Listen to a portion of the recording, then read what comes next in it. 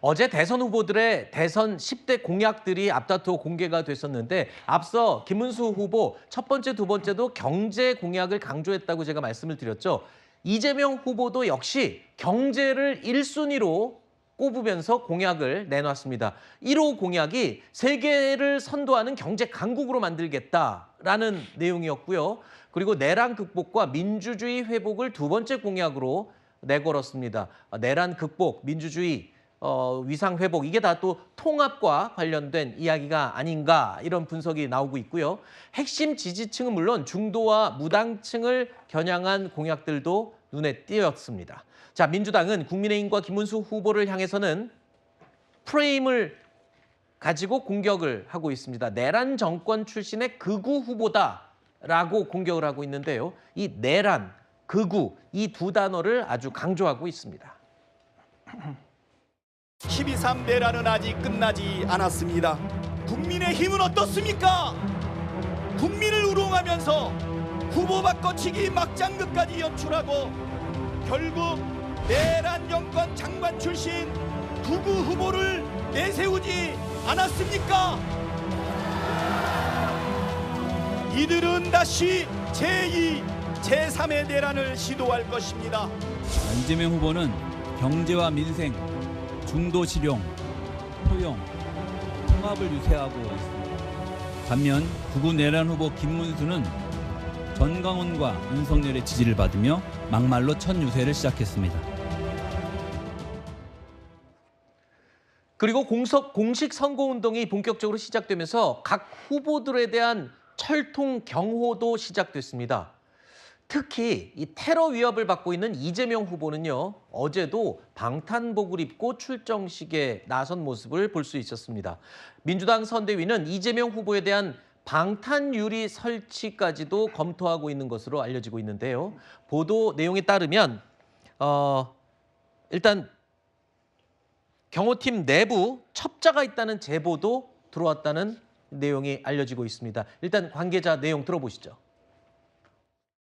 당에는 많은 제보들이 들어오고 있는 것 같고요. 사거리가 2km에 달한다는 그야말로 저격용 괴물 소총이 밀반입되었다라고 하는 제보까지 접수되고 있으니까요. 이 스탠딩 오더를 받은 특수부대 요원들이 있다라고 하는 제보가 진즉부터 접수되어 있습니다.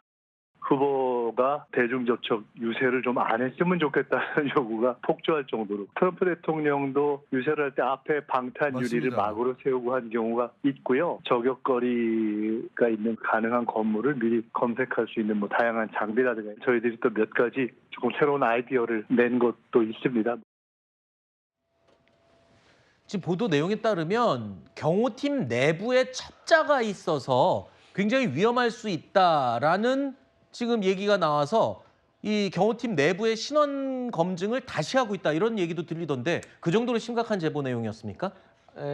이재명 후보 관련돼서 테러를 하겠다라는 제보들은 사실 수없이 많습니다. 네. 근데 그중에서 7건 정도는 지금 구체적이라서 경찰이 수사하고 있는 걸로 제가 알고 있습니다. 아하. 그리고 저희 민주당의 박선원 의원이 제보를 받았습니다. 근데 그 제보의 내용이 뭐냐면 전직 HID 요원입니다. 네. 근데 이분이 이재명 후보를 테러를 하겠다라는 발언을 하고 다니고 실제로 그런 움직임이 보여서 거기에 대해서 제보를 구체적으로 그분의 신상까지 받았다고 합니다. 네. 예를 들어서 지금 이재명 후보를 경호하고 있는 경호팀 내에서도 이 경호원들이 과거 전직 HID에서 근무를 했을 수도 있는 것이거든요. 네. 그러면 이것이 과연 HID 오비들이기 때문에 네. 과연 다른 HID 오비들과 어떻게 연계가 되지 않을까라는 우려가 있기 때문에 네. 다시 한번 재검증을 할 필요가 있다라는 것이고 네. 어쨌든 이 테러와 관련돼 가지고 많은 제보가 있지만 이것을 다 알려드릴 수는 없습니다. 네. 왜냐하면 이게 또 나름대로 신변 보호의 또 어떤 방법 중에 하나가 있기 때문에 네. 그런 차원이지만 중요한 것은 김민석 최고위원 같은 경우는 그래서 지금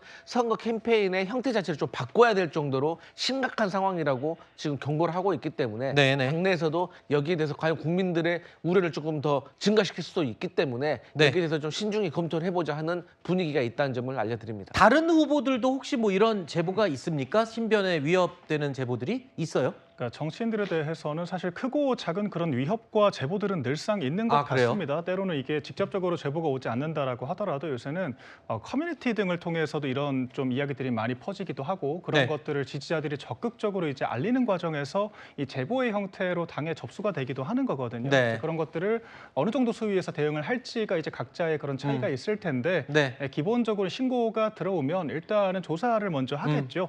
수사 의뢰를 먼저 하고 이제 그다음 필요하다라고 하면 좀 이제 신변 보호를 강화하는 형태로 아마 대책을 강구하고 이것은 양당 모두가 비슷한 프로토콜로 움직이지 않을까 생각이 됩니다. 알겠습니다. 자, 공직선거운동의 첫날이었던 어제는요. 유력 대선 후보들의 배우자들도 한자리에 모였습니다.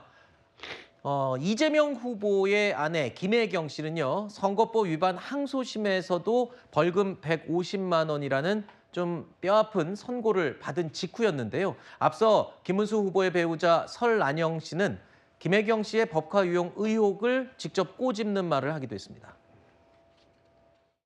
도지사 하면서 1,400만 우리 경기 도민들로부터 인정을 받고 법카로 밥을 사 먹지 않습니다. 저는 관용차를 타지 않아요. 공적인 일 외에는 제가 운전합니다. 제사상을 법카로 마련하지 않아요. 남편의 이름 석자에 혹시라도 저는 무효가 되지 않게끔 저 나름대로 예를 썼답니다. 이번에 이재명 후보 선거운동 지원하실까요? 법인카드 결제 사실 몰랐다는 입장 그대로십니까? 여전히 1심과 마찬가지로 아쉬운 판결이 반복됐습니다. 당연히 상고심을 통해서 판단을 다시 받아봐야 되지 않을까 이렇게 생각합니다. 자, 어제 행사장에서 두 이 아내들이 만난 배우자들이 만난 모습인데요. 손잡고 있는 이 모습을 볼 수 있습니다. 어제 설란영 씨와 김혜경 씨 과거의 인연들을 언급하면서 덕담도 나누는 모습을 볼 수 있었습니다. 하지만 전체적으로는 조금 어색한 모습 아니었냐 이런 이 평가도 있고요. 김혜경 씨 측 입장에서 본다면 선거법 위반 상고 여부를 아직까지는 밝히지 않은 상태입니다. 하지만 대법원에서 최종심이 나온 게 아니기 때문에 선거운동을 하는 데는 문제가 없고요. 그래도 항소심을 만약에 받아들이게 되면은 선거운동 참여를 못하게 되는 거잖아요. 그래도 아마 이 항소를 하고 항고를 하고 선거운동에 참여할 것으로 예상이 되죠. 네, 아마 상고를 하지 않을까라는 생각이 드는데요. 아마 아쉬운 판결이다라는 생각을 하셨을 겁니다. 그래서 구체적인 입장은 좀 기다려봐야 알겠지만 대법원의 판단을 다시 한번 받아보는 쪽으로 결론을 내리지 않을까라는 생각이 들고 일단 저렇게 두 배우자가 만나는 자리 자체는 사실 앞으로도 또 종종 볼 수가 있을 것 같습니다. 근데 그리고 두 분이 아예 인연은 없었던 건 아니라고 하더라고요. 네. 과거 이제 김문수 후보 경기도지사 시절 그리고 이재명 후보 성남시장 시절에 배우자로서 한번 만난 적이 있었다라고 하고 그런 과거의 인연도 짧게 언급하는 대목이 있었다라고 합니다. 그래서 두 분 다 어떤 어색하긴 했지만 비교적 부드러운 분위기를 연출하면서 아무래도 종교계의 행사였던 만큼 차분하게 일정을 진행하고 오신 게 아닌가 싶습니다. 네. 그리고 민주당 일각에서는 이 사법부를 향한 전방위 압박도 계속 하고 있습니다. 지난 1일 이재명 후보의 선거법 사건을 유죄 취지로 파기환송을 결정한 게 바로 그 논란의 시작이었습니다. 주문을 낭독하겠습니다. 원심 판결을 파기하고 사건을 서울 고등법원에 환송한다. 현재 대법원장의 초유의 대선 개입, 정치 개입 상황과 관련해서 사법부 내에서도 매우 심각하게 생각을 하고 있는 상황이기 때문에 나머지 문제들은 좀 판단하겠다. 이게 저희들 입장이고요. 조희대 대법원의 그 파기환송 판결이 과연 삼권 분립을 명확하게 지켰다고 자신할 수 있는가? 저는 그렇게 보지 않거든요. 네. 그러면 왜 민주당만 입법부만 그것을 지켜야 합니까? 법원의 신뢰를 스스로 무너뜨리는 것이지 특검 추진을 통해서 탄핵을 통해서 사법부를 흔드는 게 아닙니다.